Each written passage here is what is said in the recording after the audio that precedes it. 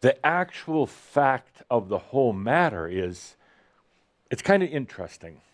The actual fact is, we're going to talk about this in Pronost, the world is going to some amazing places. Most people just can't see it right now.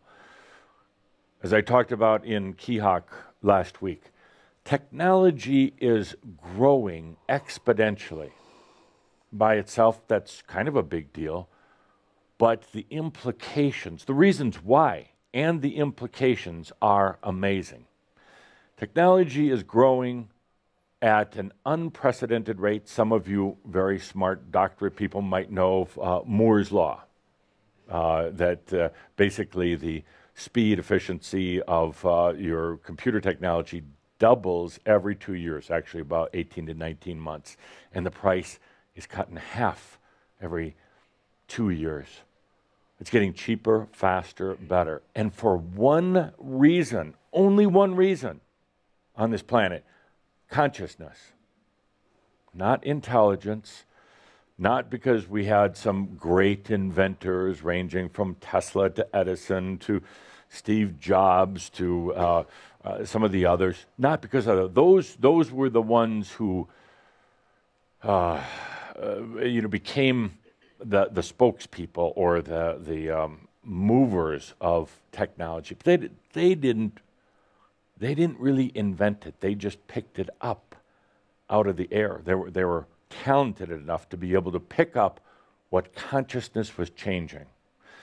Technology is growing at an exponential rate, and it's going to change the world. But understand, very clear to understand, the only reason technology is growing to the point where in a couple of years little robots are going to be cleaning your house and cutting your toenails for you and driving your cars and doing everything else is because of consciousness. If consciousness had not come about in clarity, none of this would be happening. So technology, the result of consciousness, is pushing an exponential growth and ultimate a huge change on this planet right now.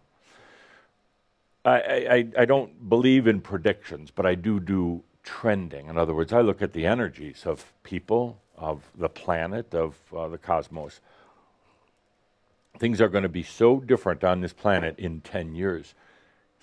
Some would say it's good, and some would say it's going to be bad, depending on your perspective. Technology will have it so you're going to be carrying around one of my IMers. And that IMer will do a scan on your body in about 5 seconds. And that scan will tell you everything from the basics, blood pressure, heart rate, and things like that. But it's also going to tell you about if you have any tendencies towards a disease. It'll tell you your body mass index. It will tell you whether you're going to be getting a cold in a couple weeks or a flu. It will tell you so much more on your little IMer than what you possibly could get right now when you go into a doctor's office for a checkup. You have to pay a lot of money, and it takes a long time to get, and you don't know what the hell it means when you get the results back because nobody understands doctors when they talk. You're going to look at your IMer, and it's going to tell you. It's going to say, Elizabeth, today the health is very, very good, but we suggest taking in a little bit more alkaline type of foods. You have a predisposition to catching a cold in about 3 or 4 weeks, so we suggest that you take vitamin C or whatever. It's going to tell you everything. And this isn't sci-fi, my friends. It's actually here today. It's just not on the market yet. And the cost is so low, and it will keep going lower and lower. A little device that tells you your body temperature, your bone density, the health of your heart, more than a doctor could tell you right now after sitting with him for a week of visits. It's not science fiction. It's actually here. I mean, it's actually in the laboratory. A number of years ago, at our Quantum Leap gathering in 2007, if you remember my message, said right now, as we're sitting here in, where was that? Taos, New Mexico, of course. As we're sitting here, there are scientists working in the laboratory right now for cures to diseases like diabetes and cancer. I'm going to put cancer off to the side. Cancer is a big political game. I'm sorry if you don't like that, but it is. It's a money and political game right now. But right now, scientists are working on cures for things that previously were thought to be incurable. Right now, scientists are working on technologies that even back then in 2007 would have seemed unimaginable. But they're here. They are here. I want you to take a moment. I'm going to talk a lot more about this in Pronos, but I want you to take a moment in this moment right now and just feel it's here because of consciousness, because of awareness. And in this case, awareness that there's so much more to life. There should be so much more to life. There should be so much more to life and to spirituality. You pushed the boundaries of life and spirituality, religion. You said there's got to be more. And I'm ready for it. And therefore, it's here. But this here is also causing a big conflict on the planet right now. This very thing of consciousness is also causing an anti-consciousness movement. Anti-consciousness, let's close down. Let's go back to the old ways. Let's not be free. Freedom is too difficult. Freedom is, well, it's too free. It's too much work. Let's go back to very basic routines, patterns, belief systems, hierarchies, organizations. Let's go back to mental.